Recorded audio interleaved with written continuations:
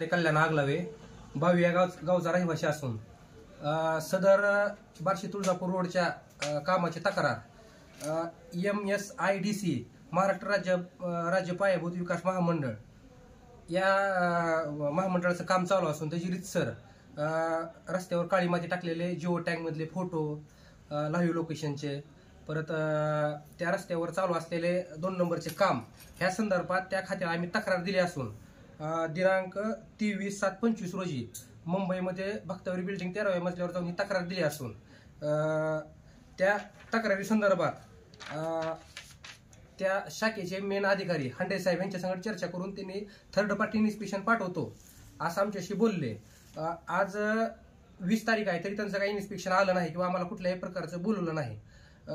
मी 13 तारखेला बार्शीवरून गावाकडे जात असताना दलिंदर का गिलिंदर काय नावाचा मॅनेजर आहे वॉटरफ्रंट कंस्ट्रक्शनचा मेन मॅनेजर तर त्याने माझ्या पाठीत बुक्की मारून त्या दिवशी की तू अभी दोबारा मुंबई गया तो काट के मगरमच्छ को खिलाऊंगा अशी धमकी दिलेली जीवे मारण्याची धमकी दिलेली आहे। मी सतत या कामाचा पाठपुरावा करत असून मला त्या गिलिंदर या का दलिंदर वॉटरफ्रंट कंस्ट्रक्शनचा मेन मॅनेजर आहे त्यापासून माझ्या जीवाला धोका आहे। वारंवार त्या कामासंदर्भात मी मुंबईला 4 वेळेस जाऊन त्या कार्यालयीन काय प्रोसेस असते म्हणजे लोकशाही मार्गाने त्याचा पाठपुरावा करत आहे। सामाजिक कार्यासाठी जर आम्ही एवढं मनापासून काम करत असेल आणि आम्हाला जर त्यापासून त्रास होत असेल जीवे मारण्याची धमकी वारंवार म्हणजे टार्गेट केल्यासारखं गाडी रेस करून समोरनं नेणे हे प्रकार चालूला घडायला लागलेत। आज पण समोरनं माझ्या समोरनं फुल रेस करून स्कॉर्पिओ पांढऱ्या कलरची नंबर काय मी बघितला नाही पण फुल रेस करून नेली अंगावर काय घातलं नाही पण समोरून फुल रेस करून माझ्या देखत नेली। मग त्या संदर्भात माझ्या जीवाला दलिंदर का गिलिंदर वॉटरफ्रंट कंस्ट्रक्शनचा मॅनेजर यांच्यापासून व त्यांच्या कंपनीपासून माझ्या जीवाला धोका आहे। त्यांचे माहितीच्या अधिकाराखाली त्यांचं आपण 23 तारखेला माहितीच्या अधिकाराखाली इस्टिमेट मागवलं होतं अंदाजपत्रक तर त्यांनी आम्हाला अंदाजपत्रक अद्याप पण दिलेलं नाही त्या कंपनीनं। त्या म्हणजे MSIDC महाराष्ट्र राज्य पायाभूत विकास महामंडळ याचे अधिकारी प्रोजेक्ट मॅनेजर सगर साहेब यांनी यावर वारंवार फोन करून त्यांनी सध्या माझे तर नंबर ब्लॅकलिस्टमध्ये टाकलेत पण ज्या पण फोनवरून मी त्यांना कॉल करेन की इस्टिमेटचं काय झालं तर ते एकही फोन उचलत नाहीत। ती ठेकेदाराला पाठशी घालण्याचं काम करत आहेत। त्यांना एखादा बी कॉल गेला तर लगेच ते त्यांचे जे स्थानिक काय बरं बार्शी तुळजापूर रोडचे जे ते ठेकेदार आहेत त्यांच्याशी संपर्क साधून त्यांना मला कसं शांत करता येईल त्यांचे फोन आले माझ्या फोनवर की तुमचं काय असेल ती बघू तुम्ही त्यांचं ती ही आहे काय रे खडी क्रशर तिथं या तुमचं मिटवू आपण तुमचं काय असलं तर आम्हाला सांगा तसं असं पण आम्हाला ते फोनवर बोललेले आहेत।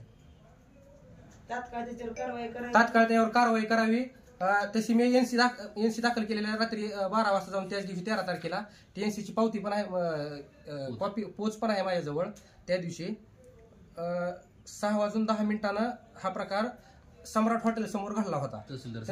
तहसीलदार साहेबाला पण तक्रार दिली आहे ह्या कामाबाबत। तहसीलदार म्हणते की माझ्याकडे येत नाही माझ्या अखत्यारीत येत नाही किंवा माझ्या कामात येत नाही मी त्यांचं काम बंद करू शकत नाही। संपूर्ण निकृष्ट दर्जाचं काम चालू आहे। बार्शी पासून शेलगाव पासून तुळजापूर पर्यंत जेवढी गावं लागते त्या गावातल्या एका पण व्यक्तीने म्हणावं की काम चांगलं चाललंय त्या दिवशी आम्ही गप्प बसतो की काम चांगलं चालू आहे म्हणून रामराम करतो एका पण व्यक्तीने म्हणावं की काम चांगलं चाललंय एवढीच माझी तक्रार आहे। कुर्डवाडी पंढरपूर रोडची तीच अवस्था झाली आता त्याचं आता 5-4 वर्ष झालं असं काम होऊन तर 4-4 इंचाचे 3-3 इंचाच्या ही पडलेल्या बळी पडलेल्या त्याला त्या डायरेक्ट 2 व्हीलरचं तर पुढचं चाक अडकत आहे।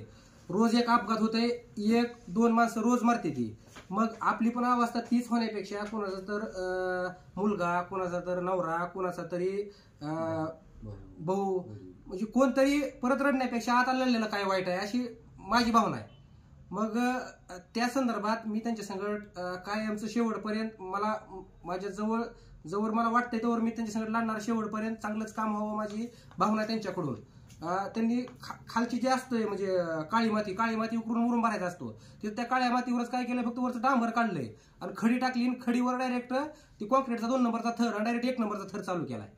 मग ह्याच्याविषयी दखल बजेट मोठं आहे ह्या कामाचं। त्यावेळेचे आमदार माननीय राजभाऊ राऊत यांनी भरघोस निधी आणलाय त्यांच्या त्यांच्या वेळेस त्यांनी बार्शी तालुक्यात भरपूर कामं केली ती. मग त्या कामाचा पाठपुरावा व्हायला पाहिजे. सध्या चालू जे आमदार आहेत त्यांनी पण यात लक्ष घातलं पाहिजे अशी माझी अपेक्षा आहे. कारण विकास हा चालू आमदाराने करायला पाहिजे असं मला वाटतंय.